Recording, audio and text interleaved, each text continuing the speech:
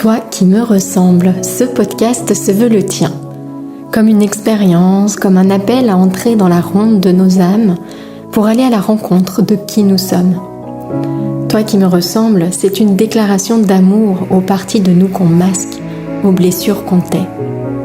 Je te proposerai tantôt des épisodes de type partage autour de la descente en soi et de l'exploration intérieure. Tantôt ce seront des portraits, rencontres intimes avec l'autre, celui qui nous inspire et nous révèle à nous-mêmes. Nos invités nous offriront ainsi le plus beau des cadeaux, leur vérité. Toi qui me ressembles, c'est un espace de cheminement, à la fois ensemble et dans l'intimité de notre être. Je te souhaite, toi qui me ressembles, d'en sortir inspiré, grandi, touché et nourri. Que ces partages intimes et sans détour t'aident à trouver tes portes intérieures et à les ouvrir pour t'éveiller à qui tu es. Je suis Mylène, souvent coach et entrepreneur, toujours en cheminement vers qui je suis au-delà des étiquettes, des rôles et des masques. En ligne, sur mes différents sites, je partage mon approche d'un accompagnement authentique et inspirant, le coaching de l'alignement au projet. Que tu cherches à vivre une vie qui te ressemble, à créer une activité alignée à tes valeurs, ou que tu sois à la recherche d'une école de coaching qui va au cœur de l'être, tu trouveras sur mes sites toutes les infos sur mes propositions. Bienvenue dans l'épisode 59 de ce podcast consacré à cette thématique qui m'est vraiment chère et qui est tellement importante pour toutes les personnes que j'accompagne, faire le point sur sa vie, prendre du recul, prendre de la hauteur. Alors cet épisode va tout particulièrement te parler si tu as l'impression que ta vie défile, que c'est trop, qu'il y a trop d'engagement, qu'il y a trop de choses et une impression de courir en fait après le temps sans bien sûr jamais le rattraper parce qu'il y a toujours plus à faire, toujours plus à accomplir en un temps qui lui pour le coup ne s'agrandit pas, ne s'élargit pas. La deuxième chose, c'est si tu as l'impression d'être spectatrice de ta vie, c'est-à-dire de subir tout ce qui se passe et de voir les choses de manière un petit peu passive se dérouler sans pouvoir agir, avec l'impression donc d'un décalage qui crée un malaise, mais sans savoir précisément d'où vient ce décalage. Et donc tu as l'impression de faire énormément de choses, mais en même temps de ne peut-être pas faire vraiment l'essentiel. Et une difficulté en fait à distinguer ce qui est essentiel de ce qui est accessoire. Et donc il y a également cette impression de manque de clarté qui est présente.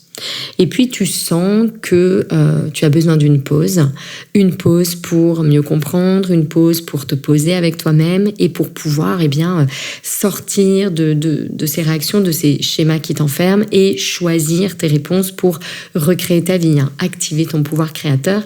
Ça a été vraiment l'objet de l'épisode 57. Alors, qu'est-ce qui se passe ? Qu'est-ce qui fait que ce problème, cette question se pose à un moment donné de sa vie, ce besoin de faire le point, de vraiment de faire un pas de côté, de prendre du recul pour faire le point ? Eh bien, ce qu'il y a d'abord, c'est qu'on a le sentiment que ça va de plus en plus vite. Ça va de plus en plus vite, il y a de plus en plus d'informations qui sont accessibles, de plus en plus d'interactions. Alors, évidemment, quand on dit ça, on pense tout de suite à cette grande toile d'informations invisibles qui est Internet et tous les réseaux sociaux. Et ça crée en fait de plus en plus de possibilités d'interaction, d'accès à de l'information. Il y a de plus en plus de distractions. Donc en permanence, on vit dans un univers de sollicitations qui sont constantes, qui sont extérieures à nous et qui nous détournent de nous. On est sollicité en permanence par tout cela et du coup on baigne constamment dans ces environnements donc qui vont très très vite, où il se passe énormément de choses.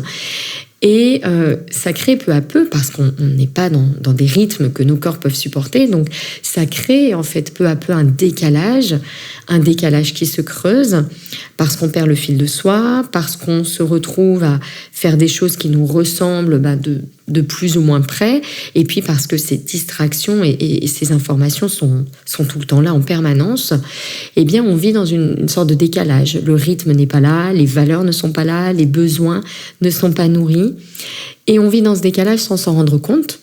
On le supporte jusqu'à ce que un jour nos corps crient plus fort et nous envoient vraiment des messages très très forts pour nous inviter à nous arrêter, parce que on n'entend même pas ce malaise. On sent qu'il se passe quelque chose, mais comme on manque cruellement d'espace pour se tourner vers soi, on manque aussi bien sûr de connaissances, de savoir comment faire pour s'écouter, se tourner vers soi, et donc on subit en fait ce décalage. Ça peut durer très très longtemps. Autre symptôme aussi très fort de ce qu'on vit déconnecté de soi et de ce qu'on a besoin cruellement de faire ce point, c'est qu'on a l'impression de vivre toujours les mêmes choses, c'est-à-dire que la vie va nous présenter sans cesse les mêmes expériences, et donc on a l'impression de revivre un petit peu des expériences, d'être enfermé dans des schémas ou dans des types de rencontres, etc., qui nous semblent toxiques et dont on a du mal à sortir. Pourquoi ? Parce qu'en réalité, on n'apprend pas les leçons de ces expériences, parce qu'on ne sait pas comment faire pour en tirer des leçons. Donc on subit ces expériences, et parce qu'on réagit à une certaine fréquence lorsqu'on vit ces expériences, eh bien en fait la vie nous présente toujours les mêmes choses. Donc tant qu'on n'en apprend pas les leçons, eh bien on va être enfermé dans les mêmes schémas. Et puis, autre chose qui se dégage quand même aujourd'hui, je le vois de plus en plus, c'est un appel qui est très très fort en nous à faire ce pas de côté. Un appel qui est très très fort à faire ce travail sur soi. Alors, il y a ce monde qui s'accélère et donc ce rythme qui nous convient de moins en moins, mais je crois qu'il y a... Alors, c'est vraiment on va dire une croyance, une conviction que j'ai profonde. Je crois vraiment qu'il y a une sorte d'évolution du monde, un appel à ce que le monde évolue. Vous voyez, comme si on était attiré en fait vers cette ouverture de plus en plus forte de conscience. Et donc, il y a un appel intérieur qui est présent de plus en plus pour faire ce travail sur soi. Et donc, eh bien, comme cet appel est là et comme de l'autre côté, le monde va de plus en plus vite, eh bien, on se sent de plus en plus en décalage avec ce rythme et de plus en plus à l'étroit dans nos vies, à l'étroit dans les cadres qu'on s'impose, et les plus gros cadres en fait qu'on s'impose, ce sont ces schémas de réaction automatique. C'est pas tant des environnements extérieurs, même si je sais que bien souvent on met l'accent sur les changements extérieurs quand on veut changer notre vie, mais en réalité ces schémas qui nous pèsent, ce sont des schémas intérieurs qui sont faits de blessures, qui sont faits d'émotions parfois disproportionnées, qui sont faits de réactions qu'on a le sentiment de ne pas pouvoir maîtriser. Donc voilà un petit peu ce qui se passe aujourd'hui, et ce phénomène, on va dire, de décalage qui nous invite de plus en plus à faire le point, à nous poser pour pouvoir prendre du recul sur nos vies. Dans cet épisode, je vais partager des questions, quelques questions précieuses notamment pour réussir à faire ce point, à faire ce bilan. Mais pourquoi est-ce que tous ces problèmes que je viens de décrire déjà se posent ? C'est vraiment important de comprendre le contexte, de comprendre ce qui se joue. Parce que simplement répondre à quelques questions pour faire le point, sans comprendre en fait les enjeux qui sont là, sans comprendre ce qui fait qu'on en arrive là à ce décalage, c'est nous enfermer en fait dans les mêmes habitudes, et même si là on répond à quelques questions, ça va se répéter en fait un petit peu plus loin. C'est vraiment important, je vais y revenir, mais pour pouvoir traiter un problème dans lequel on se retrouve à un moment donné, c'est vraiment important de pouvoir élever nos vibrations pour répondre aux problèmes qui nous sont posés, qu'on rencontre, mais avec un niveau de conscience plus élevé. Et là, on va pouvoir sortir du cadre du problème. Et là, on va pouvoir accéder à des réponses qui vont englober le problème, qui vont pas simplement répondre au problème. Alors, ça paraît peut-être un petit peu subtil ce que je dis là, mais l'idée qu'il faut retenir, c'est qu'il est essentiel de prendre de la hauteur. D'ailleurs, cette image, prendre de la hauteur, je la trouve très très juste. Oui, il faut vraiment prendre de la hauteur pour voir le problème d'en haut, pour pouvoir vraiment le traiter. Si on est enfermé dans le problème, on ne va pas pouvoir le traiter.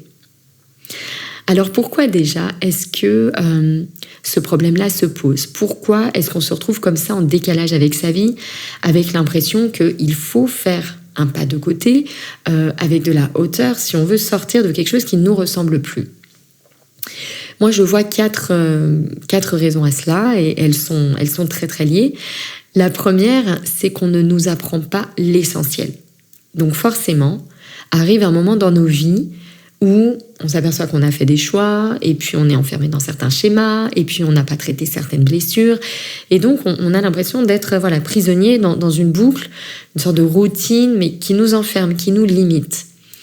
Et comme on passe 20 ans à l'école, mais sans apprendre certains fondamentaux, qui nous sommes, qu'est-ce qu'une émotion, qu'est-ce qu'une blessure, comment sortir des schémas limitants, comment créer sa vie, comment activer ce pouvoir créateur. Ça sont des choses qu'on ne nous apprend pas. Et donc forcément, c'est très compliqué pour nous quand on est ensuite dans nos vies, avec tous ces engagements, avec ce rythme qui en plus s'accélère.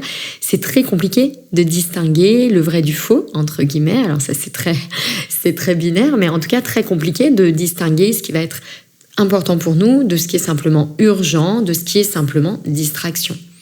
Donc ça, c'est la première raison, c'est qu'on ne nous apprend pas l'essentiel, et donc forcément, on ne peut pas le déceler seul, on ne peut pas sortir des schémas seul, on ne peut pas prendre un pas de côté sur ce mental qui prend tellement de place dans nos vies seul.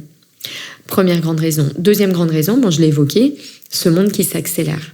Ça va de plus en plus vite. Alors, moi, je vais vous donner un exemple concret, mais quand j'ai commencé mon activité il y a 9 ans maintenant sur Internet, il y avait par exemple des standards pour les vidéos. Les vidéos qu'on me proposait, il y avait des standards de durée conseillée, etc. Et il n'y avait pas énormément de codes. On pouvait faire une vidéo de 10 minutes sans difficulté, et les gens suivaient ces vidéos sans problème. Et puis, plus le temps avance, plus la durée recommandée pour des vidéos doit être courte. Alors bien sûr, il y a le phénomène des shorts, des réels, de TikTok. Et donc, ça doit être de plus en plus court pour capter l'attention. Donc on a une attention, alors oui, le monde s'accélère, mais il y a le problème de l'attention du coup qui se pose. Est-ce que c'est la conséquence? Est-ce que c'est la cause? En tout cas, on utilise ces biais cognitifs du besoin de changement qu'on a pour l'accentuer encore avec des choses de plus en plus courtes, de plus en plus rapides, de plus en plus clignotantes. Et donc, on a vraiment ce phénomène de monde qui s'accélère. Ça va de plus en plus vite. Donc, il y a de plus en plus de choses à disposition. Et c'est encore plus facile de perdre le fil de soi et d'être en décalage avec son propre rythme. Troisième raison que je vois ici, pourquoi est-ce que ce décalage se creuse et qu'on a à un moment donné besoin de s'arrêter pour faire le point, c'est aussi bien sûr la prépondérance du mental sur l'être. Nous sommes constitués de 3 parties, le corps, l'esprit ou mental, le cœur ou âme. Et en fait, on vit nos vies à travers le filtre de notre mental. Bien souvent, on oublie notre corps, on ignore ses signes, ses symptômes, jusqu'à ce qu'il explose ou ce qu'il crie plus fort parce qu'on ne s'arrête pas. Et on vit vraiment notre vie par le filtre du mental, et on confond la vie interprétée par notre mental avec la vie elle-même. C'est-à-dire qu'on enferme en fait notre vie dans le filtre qui nous permet de l'appréhender. Et donc, le mental prend le pas sur l'être. Ça se caractérise par quoi? Ça se caractérise par les émotions qui nous submergent. Et on n'est absolument pas maître de nos émotions. Et on les subit. Et je ne dis pas qu'il faut contrôler les émotions. Si vous êtes concerné par ce sujet, je vous invite à regarder l'épisode, à l'écouter l'épisode Apaiser le mental, parce que c'est vraiment important de ne pas tomber non plus dans ces pièges, du tout contrôler. Mais par contre, ce qui est important lorsque l'émotion est présente, c'est de reconnaître sa présence pour ne pas réagir de manière excessive et automatique, un peu réflexe, parce que cette émotion est là, qu'elle n'est pas forcément agréable. Et donc, si le mental prend le pas sur l'être, on vit toute notre vie dans des schémas de réaction automatiques dont on n'arrive pas à sortir. Donc voilà pourquoi ce problème se pose. C'est aussi parce qu'on n'a pas appris, bien sûr, à comprendre nos émotions et à agir quand nos émotions sont là, à être tout simplement avec nos émotions. Et puis la quatrième chose, bien évidemment, ce problème de décalage se pose parce qu'on n'est pas fait pour vivre dans des cadres, parce que nous ne sommes pas simplement notre mental, c'est un outil, mais un outil qu'on doit mettre au service de quelque chose, d'une autre partie de notre être, et que tant qu'on vit en dehors de ces grands principes universels, eh bien, on crée beaucoup de souffrance. Et quels sont les risques, bien sûr, si on ne prend pas le temps de faire ce point sur sa vie? Le risque, il est évident et je crois qu'il est très facile à concevoir, c'est qu'on passe à côté de sa vie. Tout simplement, on a ce sentiment d'être passé à côté de sa vie, d'avoir comme éteint une lumière, éteint une flamme intérieure, éteint quelque chose en soi très précieux, parce qu'on vit uniquement par le mental, parce qu'on a oublié les autres parties de notre être, on a oublié notre partie divine, notre partie lumineuse, et donc on a le sentiment d'un gâchis. Il y a le sentiment de gâcher quelque chose, avec bien sûr des regrets, parce que il y a un âge où on ne pourra plus accomplir tout ce qu'on va accomplir, et donc forcément, si à ce moment-là on réalise qu'on est passé à côté de notre vie, c'est énormément de regrets. Et donc voilà, le risque essentiel, c'est celui-ci. C'est de vivre toute une vie de course, de distraction, d'urgence, de réaction, et d'être passé à côté de l'essence même de qui nous sommes et du champ, on va dire, du champ de possibilités infinies de la vie. Vraiment le sentiment de passer à côté. Alors, comment faire le point maintenant sur sa vie très concrètement? Je vais vous partager ici déjà deux grands piliers. Pour faire le point, il y a deux grandes choses qu'il faut absolument réunir.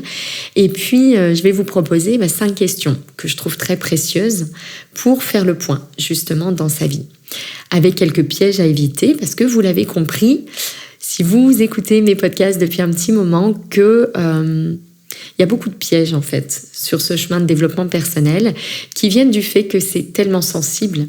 Si on appréhende depuis toujours notre vie par le fil de notre mental, c'est tellement évident qu'on va tomber dans les mêmes pièges quand on va s'intéresser à nous et faire ce chemin de travail intérieur. Donc c'est vraiment important d'avoir ça à l'esprit, d'être vigilante pour ne pas tomber dans ces pièges, dans ces écueils, et en fait recréer les mêmes schémas limitants, mais dans ce cheminement intérieur. Alors déjà, ce thème, il est essentiel pour moi parce que si vous me suivez depuis un petit moment, vous le savez déjà. Mais si vous me découvrez ici, je vais vous raconter pourquoi. Ça fait exactement 10 ans, là on est en été 2024. Eh bien, c'est en été 2014 que, on va dire, j'ai fait le point sur ma vie pour la première fois.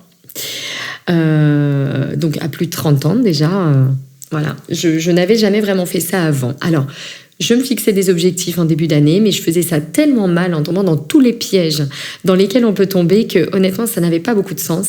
C'était plus un recueil d'urgence, il n'y avait pas d'ordre de priorité, je laissais tout venir et il ne se passait du coup rien parce que il y a beaucoup trop de choses et que c'était pas vraiment des essentiels pour moi.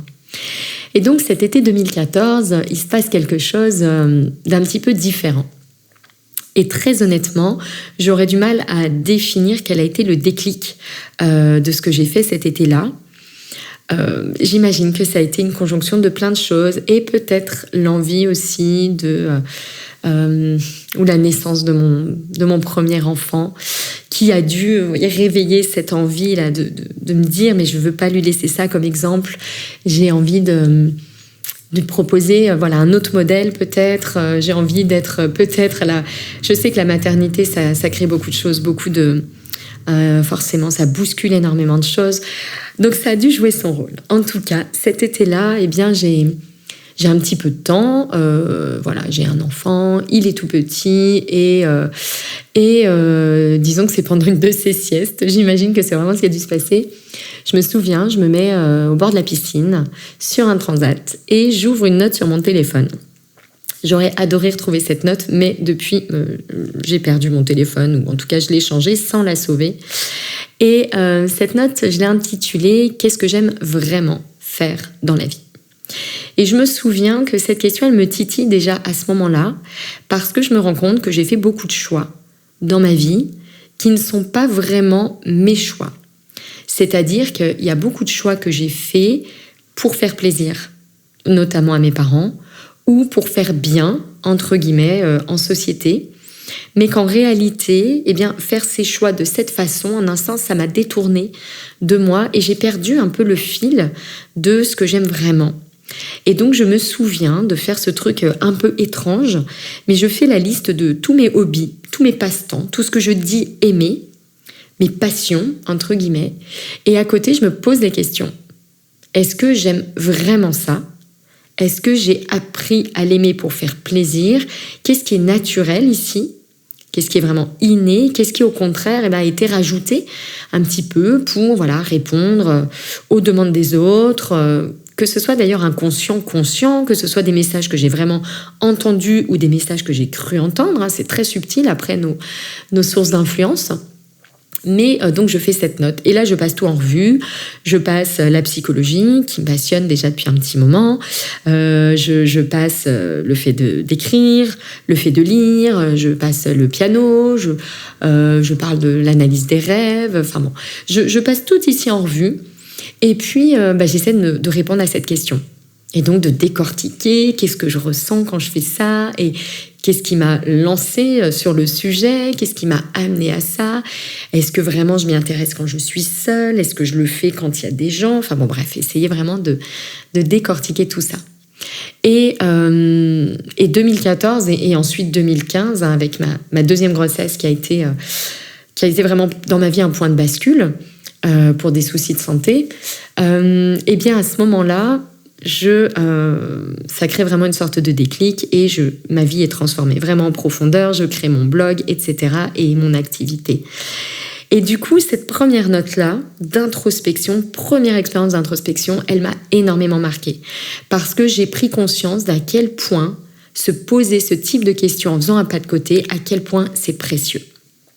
Et donc tout cela, ça m'a amené ensuite à un grand cheminement qui m'a amené à me former au coaching, qui m'a amené à créer mon activité en ligne, qui m'a amené à développer une expertise aussi, parce que vraiment j'adore réfléchir et améliorer vraiment ce processus qui nous permet de passer d'une vie qu'on subit à une vie qu'on crée et qui nous ressemble, qu'on crée vraiment à notre image.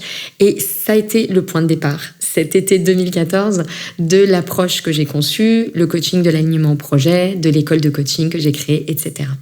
Et donc, ici, pour moi, il y a deux grandes choses, on va dire les deux ingrédients majeurs pour faire le point dans sa vie, pour réussir son introspection et pour pouvoir vraiment poser les bases solides d'une transformation. Pas simplement ce que je faisais avant, les bonnes résolutions de début d'année, etc., mais vraiment poser des bases solides. Il y a deux ingrédients. Premier ingrédient, c'est un espace dédié et propice. Deuxième ingrédient, c'est des questions qualitatives. Et je vais revenir sur ces deux éléments-là pour vous montrer bien comment vous pouvez vous-même réunir en fait ces différents ingrédients. Le premier, donc, c'est un espace dédié et propice. C'est quoi un espace dédié et propice ? Alors bien sûr, dans cette notion d'espace, tout de suite, on pense à des blocs-temps. Prendre du temps pour ça. Et ça, oui, très clairement, c'est un élément essentiel. C'est qu'il y ait dans notre emploi du temps des espaces pour soi, de la place pour soi. Il faut pouvoir se dégager des vraies pauses. Des vraies pauses pendant lesquelles on ne va pas être dérangé. C'est-à-dire qu'on va pouvoir, dans ces pauses, trouver du silence. Faire taire les voix du monde, on l'a dit, ça parle de plus en plus fort, ça parle de plus en plus vite pour entendre sa propre voix. Parce qu'il y a ici un élément très important, c'est que toutes les réponses aux questions qu'on se pose se trouvent dans le silence, dans notre silence intérieur. Faire le silence autour de soi, ce n'est pas suffisant pour trouver le silence intérieur, puisqu'il va falloir ensuite apaiser notre mental. Et quand on commence l'introspection, bien souvent on se rend compte à quel point dans notre silence, ce qu'on appelle silence, il peut y avoir un vrai brouhaha intérieur. C'est les pensées, les émotions, tout ce qui défile en permanence dans notre tête. Donc oui, premier élément clé de cet espace dédié, donc, c'est d'avoir du temps pour soi. Et plutôt que avoir du temps pour soi, parce qu'on n'a jamais de temps pour soi, avec encore une fois ce monde qui s'accélère, c'est vraiment de prendre du temps pour soi. Prendre le temps. Deuxième élément que je trouve très important, en tout cas en ce qui me concerne, parce que écrire a toujours été au cœur de ma vie, je ne me verrai pas faire sans, et je pense que c'est très utile pour tout le monde, c'est de déposer à l'écrit. Déposer à l'écrit ses réflexions, déposer à l'écrit ses introspections, pour pouvoir les faire évoluer, pour pouvoir les relire, s'en inspirer à certains moments où on va se sentir dans des vibrations peut-être moins élevées, où on a besoin en fait d'être, de rejoindre en fait ces espaces profonds d'introspection pour se reconnecter à soi. Donc ça peut être ensuite un vrai soutien. Ça peut aussi permettre de suivre son évolution, parce qu'on a toujours l'impression en matière de cheminement intérieur, mais toujours le focus sur tout ce qui nous reste à faire, et parfois on oublie un petit peu tout ce qu'on a déjà accompli. Donc poser nos réflexions à l'écrit, ça permet aussi de suivre tout ce qu'on a accompli, tout ce qu'on a déjà évolué, et vraiment de pouvoir aussi se féliciter pour ça, vraiment de mettre le focus sur tout ça. Et puis autre avantage majeur que je vois à l'écriture, c'est vraiment que ça permet de canaliser son attention. Permet de canaliser l'attention parce que, je vais y revenir juste après, mais l'attention, c'est vraiment un facteur indispensable, un élément clé indispensable de cette reconnexion à soi. Et notre attention, on ne va pas se mentir, elle est en danger. Elle est en danger de par ce monde qui s'accélère, que j'ai déjà évoqué tout à l'heure. Elle est de plus en plus mise à l'épreuve. C'est-à-dire que en nous donnant des choses de plus en plus rapides, on n'exerce plus notre attention. On ne muscle plus notre attention. On nous donne sur un plateau des choses très très rapides et faciles à suivre parce que ça saute en permanence d'un truc à l'autre. Les montages sont très rapides, les durées de plus en plus courtes. Et notre attention, en fait, elle n'est plus entraînée. Et si elle n'est plus entraînée, cette attention, eh bien, elle décline. Et on en a de moins en moins de capacité d'attention. Donc ça, c'est un principe très très important. Et c'est aussi pour ça que faire attention à ce qu'on donne à nos enfants est essentiel. Je referme ici la parenthèse, mais en tant que maman, voilà, c'est quelque chose qui me vient ici, c'est l'importance de ne pas laisser nos enfants trop longtemps devant des écrans comme ça, qui passent toujours tout de suite d'un truc à l'autre. Et je pense vraiment aux vidéos très courtes comme TikTok, comme les shorts, comme les réels. Il faut vraiment être attentive à cela. Troisième élément clé d'un espace dédié, c'est une qualité d'attention de ce qui se joue en soi. Donc vraiment, plutôt que des espaces-temps, on va dire quantitatifs, c'est la qualité du temps qu'on s'accorde. Et la qualité de ce temps qu'on s'accorde, elle est directement liée à notre qualité d'attention. C'est-à-dire qu'il faut être attentive et observer de la manière la plus précise possible ce qui se joue en soi. Quand on fait le point, qu'on se pose des questions, qu'on est dans ces espaces d'introspection, c'est vraiment très important d'observer ce qui se joue en soi.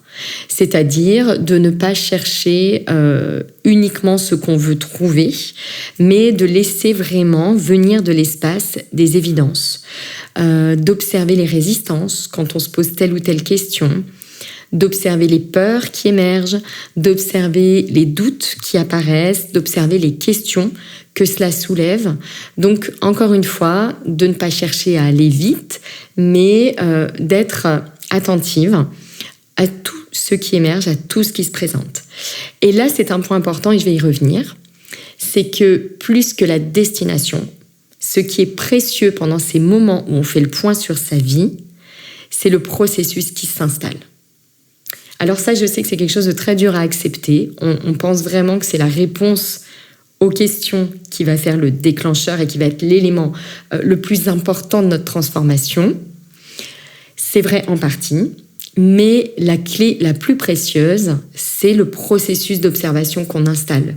Cette capacité d'attention qu'on exerce, ça c'est vraiment ce qui est en fait le plus important.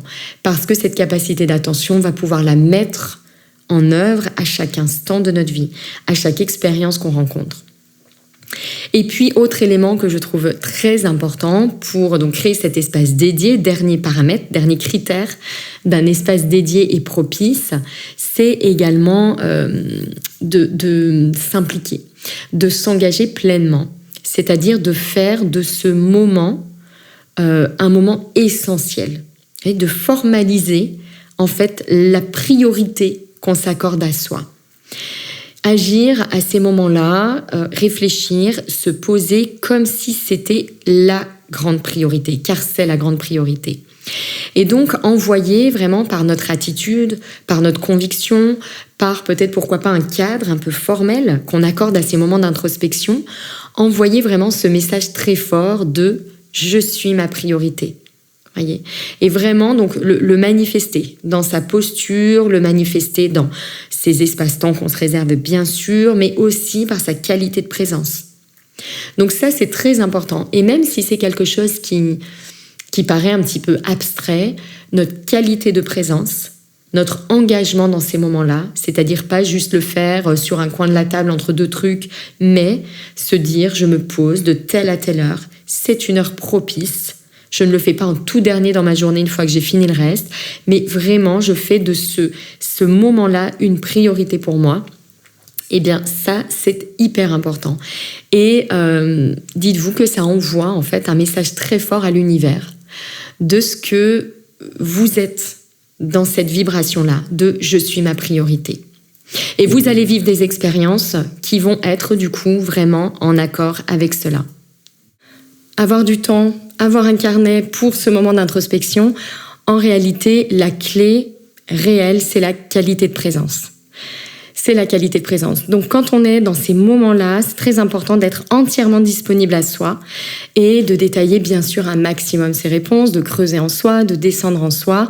Pourquoi ? Qu'ai-je ressenti à ce moment-là ? Vraiment d'aller plus loin que la réponse immédiate à la question. Vraiment de s'accorder du temps, d'être vraiment dans cette démarche-là. Je suis ma priorité. Donc voilà pour l'espace dédié. Et maintenant, deuxième élément clé, c'est vraiment les bonnes questions. Qu'est-ce que j'entends par là ? Ce sont des questions qui vont en fait activer différentes parties de notre être. Donc je disais tout à l'heure, corps, cœur, esprit. Et donc qui vont activer ces différentes parties de l'être. Des questions qui vont créer le déclic. Et donc pour ça, il faut vraiment des questions qui ne soient pas que mentales. Pour pouvoir élever ces vibrations, parce que on ne peut pas résoudre les problèmes qu'on rencontre au même niveau de vibration dans lesquelles les problèmes se trouvent. Il est donc essentiel vraiment de prendre de la hauteur pour pouvoir mieux appréhender le problème et pour pouvoir en sortir réellement. Et donc de la même façon, les questions qu'on se pose quand on veut faire le point sur sa vie, eh bien elles doivent activer différents niveaux. Elles doivent en fait nous élever à différents niveaux de vibration. Et il y a des questions qui ont vraiment ce pouvoir d'aller réveiller d'autres parties de notre être. Donc c'est important d'alterner en fait différents types de questions. Il va y avoir des questions davantage d'analyse, des questions davantage de compréhension, et puis des questions pour l'âme, des questions qui, elles, vont plutôt réveiller notre cœur, ou réveiller, voyez, des parties un petit peu plus cachées de nous, un peu plus difficiles peut-être d'accès, donc des questions qui vont nous surprendre. Il faut également des questions qui vont pas forcément aller dans notre centre, mais qui vont vraiment créer une sorte d'interruption. Et donc ça, c'est important en fait de varier les différents types de questions. Je vais vous donner un petit exemple concret. Est-ce que vous arrivez à sentir la différence entre les deux questions que je vais vous poser maintenant ? Première question.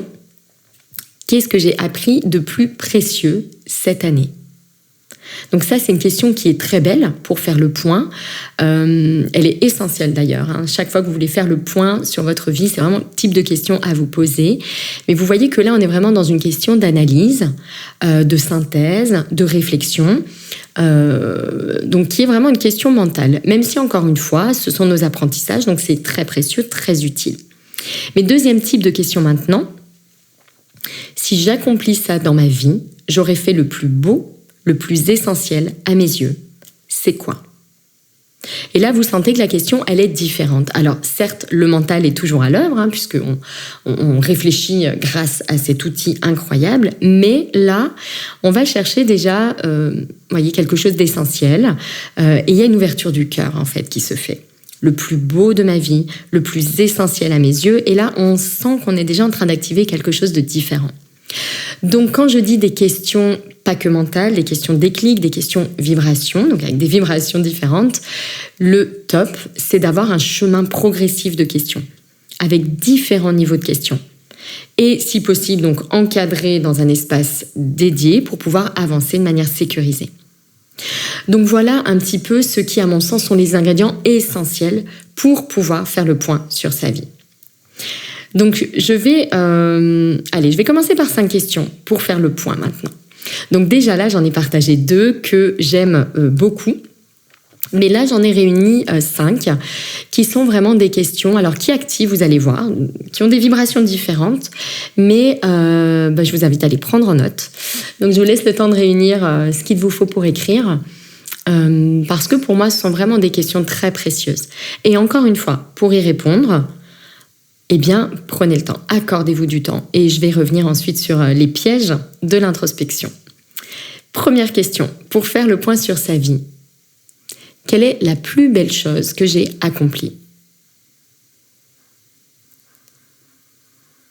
La plus belle chose, déjà là on voit cette notion de priorité, bien sûr.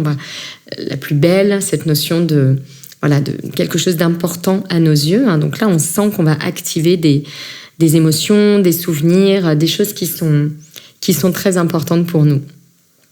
Deuxième question, qu'ai-je appris de plus précieux cette année? Qu'ai-je appris de plus précieux cette année? Ça, comme je le disais, sont vraiment des questions hyper importantes parce que nous sommes d'éternelles apprenantes de la vie. La vie nous donne des leçons à prendre. Et tant qu'on n'a pas intégré ces leçons, eh bien, elle va nous présenter les mêmes expériences.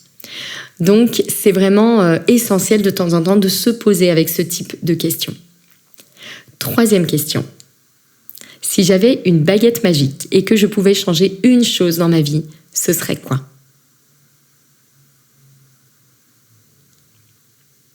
Alors là, je suis sûre qu'il y a plein de choses que vous avez envie de changer parce qu'en général, quand on s'engage dans cette démarche, c'est parce qu'il y a des choses qui ne vont pas et qu'on a envie de changement.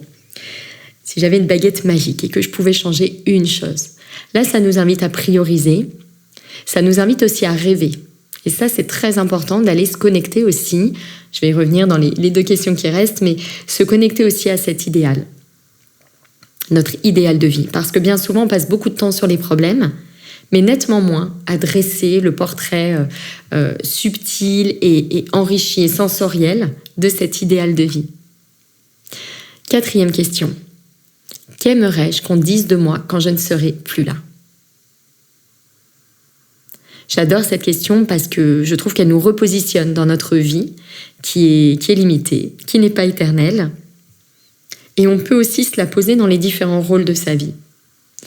On est une maman, on est une épouse, on est une amie, on est une employée ou une chef d'entreprise, etc. Et donc, dans ces différents rôles, eh bien, qu'aimerais-je qu'on dise de moi? Et la dernière question. Si tout est possible, à quoi ressemble ma vie idéale? Et la même chose, l'invitation, c'est de se poser ces questions, mais avec tous ses sens. Vraiment, de s'immerger pleinement dans cette question, pleinement dans cette vie idéale. Et d'essayer d'en dresser le portrait le plus précis qui soit. Ce qui est essentiel ici, je le disais déjà tout à l'heure, mais c'est de sortir de la vibration du problème et de passer plus de temps dans la vibration de la destination. Quels sont les pièges maintenant? Pour moi, il y a 3 pièges, on va dire, qui se résument par un grand piège, un grand écueil qui nous guette, mais honnêtement, tout le monde tombe dans ce piège. Simplement, c'est important d'en avoir conscience pour ne pas passer trop de temps dedans. Premier piège que je vois, c'est les questions trop mentales ou, de manière plus générale, rester dans la vibration des mauvaises questions qui restent au niveau du problème, qui parlent uniquement au mental, là où notre mental est déjà trop en place, trop présent dans notre vie. Alors, trop présent dans notre vie, dans le sens où on oublie les autres parties de notre être. C'est un outil très précieux et on vit de toute façon par le filtre du mental. Il est omniprésent, donc c'est indispensable et c'est normal qu'il soit omniprésent. Le souci qui se pose, c'est quand on oublie notre corps, quand on oublie notre cœur, ou notre âme, ou notre part divine, quel que soit le nom qu'on lui donne. Là, ça devient problématique parce qu'on vit simplement, encore une fois, dans les schémas automatiques. Deuxième piège qu'on peut rencontrer ici, c'est l'impatience.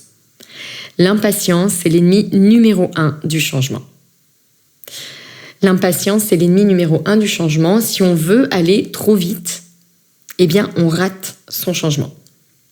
C'est-à-dire qu'on va faire des choix de peur, des choix précipités, on ne va pas tenir compte de ce qui est essentiel. Et ça rejoint d'ailleurs le 3e piège, c'est le fait d'avoir trop d'attentes.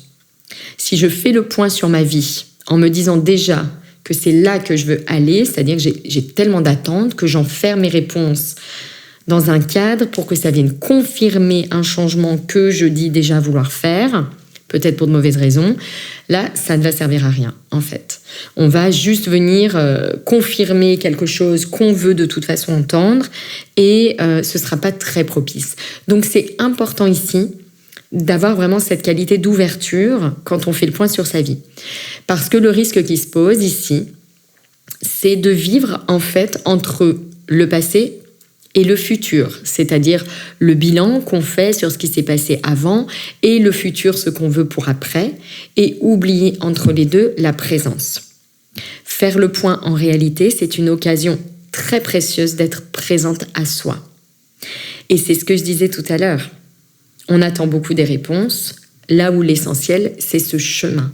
C'est cette qualité d'ouverture et de présence que je suis capable de cultiver en cet instant. Plus que la destination, c'est cette qualité-là. Et je peux, en cet instant, élever mes vibrations pour sortir du problème, simplement en étant présente pleinement à ce que je fais, à qui je suis. Donc, les pièges qui sont présents ici, c'est ça, en fait. C'est de faire le point sur sa vie, encore une fois, simplement de manière mentale. Et de vivre dans cette ligne du temps horizontale, le passé, le futur, et d'oublier la présence. Donc pour terminer cet épisode, 3 conseils pour faire le point sur sa vie, pour le faire bien, et surtout pour que ce soit vraiment un moment clé dans sa vie, c'est-à-dire un moment propice, où il se passe quelque chose, suivi d'une vraie transformation, donc quelque chose de profond qui s'installe et qui s'ancre. Le premier conseil, c'est de le faire avec quelqu'un. Le faire avec quelqu'un, c'est encore mieux pour partager ses réponses, pour échanger ses réponses, pour aussi mettre davantage de profondeur peut-être dans ses réponses, pour faire jouer bien évidemment l'effet miroir également, voir ce qui ressort chez quelqu'un, voir ce que ça fait ressortir chez soi. C'est hyper propice de le faire avec quelqu'un, si c'est possible. Deuxième conseil, une question par jour. Ne pas chercher à faire trop. Voilà, j'ai partagé 5 questions. On peut être tenté, tout comme moi je l'ai été, tout comme je le serai encore, de tout traiter d'un coup pour que ça se transforme encore plus vite. Mais c'est pas comme ça que ça fonctionne. Ne pas chercher à faire trop. Privilégier par contre une belle qualité de présence. 3e conseil, se reposer régulièrement les questions pour garder le cap. Parce qu'il s'agit de ça, en fait. Faire le point sur sa vie, ça va permettre de définir quelle direction on veut donner à sa vie, quel cap on veut donner à sa vie, plutôt que de naviguer à vue.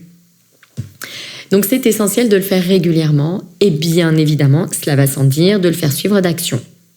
D'incarner ensuite pleinement dans la matière le résultat de ces introspections. Ce que je vous ai partagé ici, ça fait partie des questions que je pose. Des questions que je pose dans le programme Expérience notamment, qui est un programme, comme vous le savez peut-être, si vous me suivez depuis quelque temps, qui est réservé aux femmes sensibles notamment, et qui a accompagné plus de 3600 femmes depuis 2017. Avec vraiment cette idée de un enseignement, un défi. Dans les défis, il y a des exercices, des observations, parfois des enquêtes, et également ces fameuses questions. Ces fameuses questions d'introspection, de la question mentale à la question pour l'âme, qui permettent en fait d'accéder à différentes vibrations et d'apporter des niveaux de réponse différents aux problèmes qu'on se pose. Alors, petite précision sur ce programme Expérience, il comprend aujourd'hui 3 formules. Formules de base autonomes et ensuite des formules premium plus accompagnées pour celles qui ont vraiment besoin d'avoir par exemple une coach à disposition en permanence, sur mesure pour pouvoir réussir cette introspection et poser les bases de la transformation qu'elle souhaite. Si ça vous parle, si ça vous intéresse, vous pouvez découvrir déjà ce programme en suivant ma conférence offerte 8 étapes clés pour créer la vie qui vous ressemble. Je vais vous mettre un petit lien dans le descriptif de cet épisode.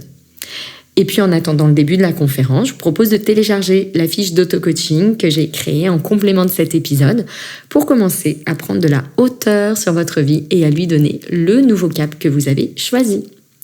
Bonne introspection, à très très bientôt.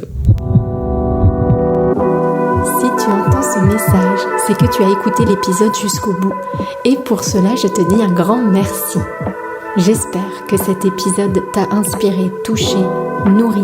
Si c'est le cas, n'hésite pas à partager ce podcast autour de toi avec le hashtag Toi qui me ressemble. Et si tu souhaites écouter d'autres épisodes inspirants, tu peux t'abonner directement au podcast sur la plateforme que tu utilises. À très bientôt dans un prochain épisode Toi qui me ressemble.